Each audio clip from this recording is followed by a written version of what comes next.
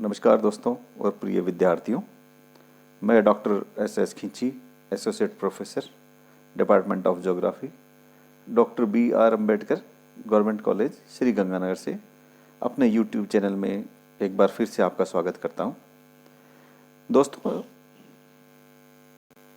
आप लोगों ने अगर मेरे चैनल को सब्सक्राइब कर रखा है तो हमने पिछली वीडियोज़ में राजस्थान के कृषि विकास के ऊपर काफ़ी चर्चा की है। कृषि के उत्तरोत्तर विकास में जो सरकार की नीतियाँ रही हैं वो भी कहीं न कहीं कृषि के विकास में अपना योगदान दे रही हैं।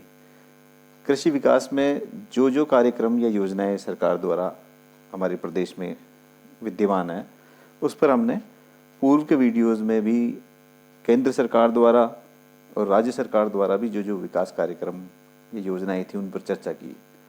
आज हम आपके सामने इस वीडियो में लेकर आए हैं राजस्थान में कृषि विकास कार्यक्रम कौन कौन से हैं जो कि कृषि विकास के उत्तरोत्तर विकास में सहायक सिद्ध हुए हैं। विद्यार्थियों, एक बार फिर मैं आपको बताना चाहूँगा कि यूनिवर्सिटी एग्ज़ाम के अलावा इस वीडियो का आपका विशेष पर्पज़ रहेगा कि जो कॉम्पिटिटिव एग्ज़ाम्स होते हैं उनमें जो छोटे क्वेश्चन पूछे जाते हैं उनमें इस प्रकार के जो कृषि विकास के कार्यक्रम हैं उन पर विशेष रूप से आपको ध्यान रखना होगा और इसके अध्ययन में आपको ये बहुत अधिक लाभदायक सिद्ध होगी ये वीडियो। तो इसके 4 पार्ट करके मैंने ये वीडियो बनाए हैं, तो आप विशेष रूप से इन चारों पार्ट को देखेंगे तो आपको सारी योजनाएं जो कृषि विकास के कार्यक्रम सरकार द्वारा राजस्थान में चलाए जा रहे हैं उन पर आप सुनने के बाद उसको जो कॉम्पिटिटिव एग्ज़ाम में कहीं ना कहीं आपका ये बहुत ही अधिक फ़ायदेमंद सिद्ध होगी। तो आइए इस वीडियो में हम बात करते हैं। मुख्य रूप से आपके सामने इस स्लाइड में है 4 भागों में विभक्त कर रखा है। इसमें पहला है कृषि विकास के कार्यक्रम, दूसरा किस वर्ष में वो कार्यक्रम प्रारंभ हुआ और किसकी सहायता से वो सहयोग से वो कार्यक्रम हमारे यहाँ लागू किया गया और इसकी विशेषताएं और लक्षण अगले बॉक्स में आप देख पा रहे हैं। दोस्तों, सबसे पहले हम बात करेंगे उद्यान विकास कार्यक्रम। उद्यान विकास नाम से ही आपको दिमाग में एक तस्वीर आ जानी चाहिए कि उद्यान के विकास के लिए जो कार्यक्रम है वो इस योजना के तहत बतलाए गए हैं।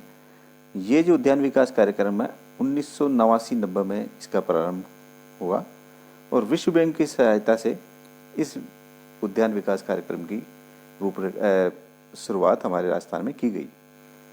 यह कार्यक्रम मुख्य रूप से 12 जिलों में शुरू किया गया। विभिन्न उद्यान फसलें, अब हम बात करें उद्यान फसलें कौन कौन सी हो सकती है। उन्हें अपन कह सकते हैं बागवानी, बागानों में लगाई जाने वाली फसलें। इससे तात्पर्य है कि एक बार उस पर्टिकुलर फसल का एक पौधा खेत में लगा दिया जाता है और उसकी एज के अनुसार जब वो फसल देने लायक होगी, एक बार उसका रोपण करने के बाद कई सालों तक उसका उपयोग या उससे जो प्रोडक्ट प्राप्त किए जाते हैं वो इसके अंतर्गत आते हैं।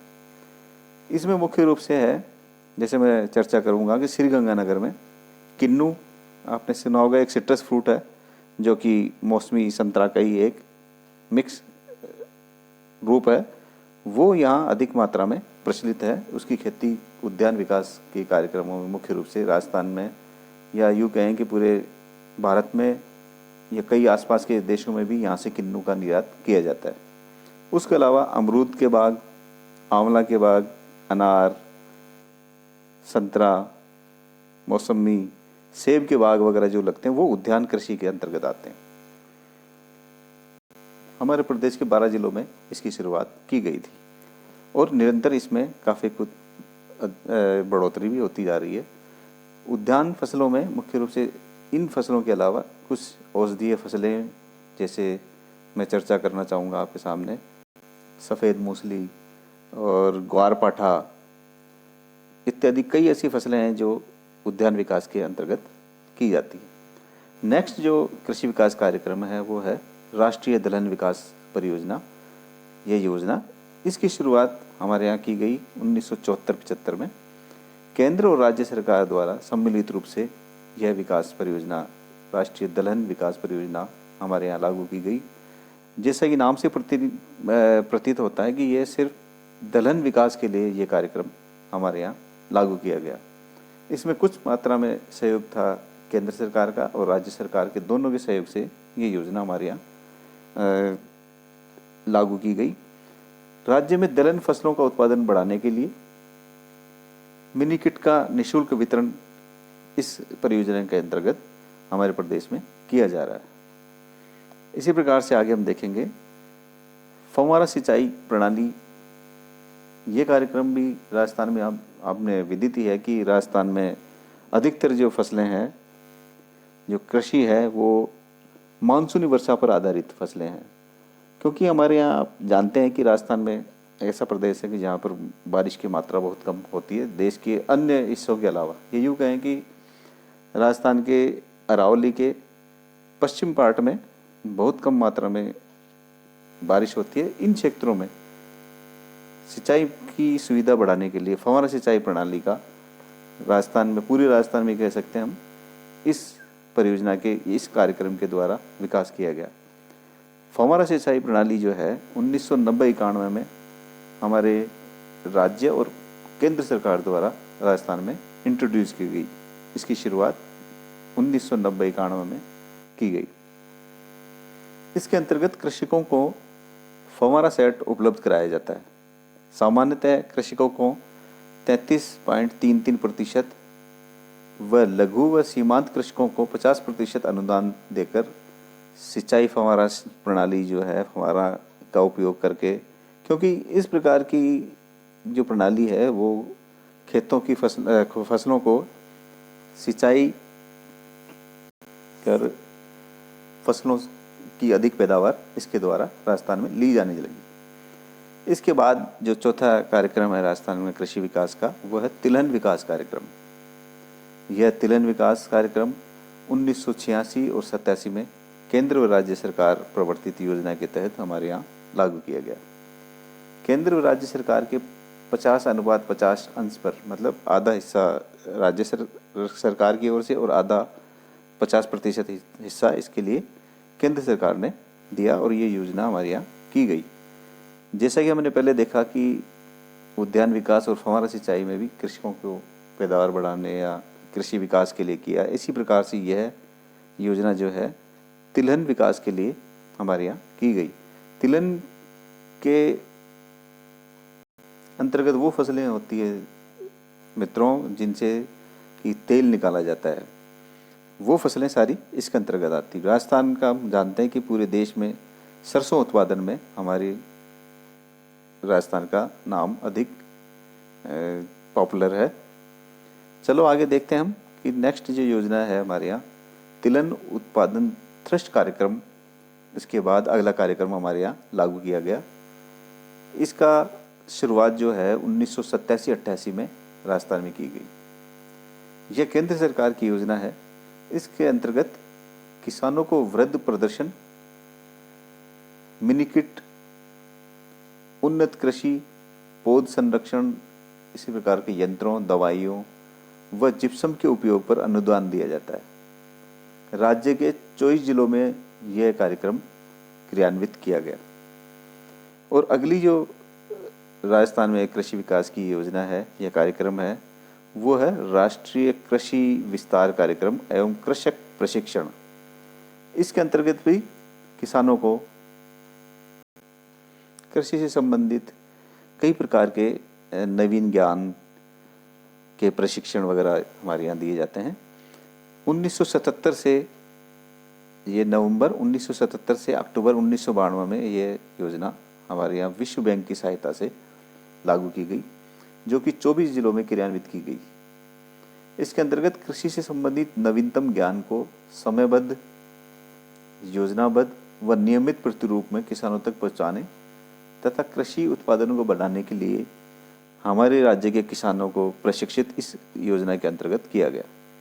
कई किसानों को अलग अलग जगह पर ले जाकर भ्रमण पद्धति पर, या कह लें कि अलग अलग एरिया में किसानों को ले जाकर दिखाया गया कि किन क्षेत्रों में नई नई तकनीक के द्वारा कृषि पैदावार को बढ़ाने में किसानों ने किन किन तरीकों का अपनाया है और उनसे वो भी प्रशिक्षण प्राप्त करके अपने खेतों में भी या अपनी जगह में भी कृषि उत्पादन को कैसे बढ़ा सकते हैं।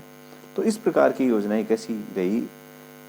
कृषि जो राजस्थान का है मुख्य व्यवसाय रहा है, ये हम जानते ही हैं, लेकिन वो सब चीज़ें या वो सब कृषि के प्रकार जो हैं काफ़ी ट्रेडिशनल खेती हमारे यहाँ की जाती है। लेकिन कृषि में जो नवाचार आ रहे हैं उनका उपयोग या तो हमारे यहाँ के छोटे किसान हैं, सीमांत किसान हैं, वो गरीब होने की वजह से, या यूँ कहें कि हमारे यहाँ पैदावार ही कम है तो उनकी इनकम भी कम होगी। तो नई नई तरीके जो इंट्रोड्यूस किए गए हैं केंद्र सरकार, राजस्थान सरकार द्वारा, उनके द्वारा राजस्थान में कृषि विकास की उत्तरोत्तर उन्नति होती रही है।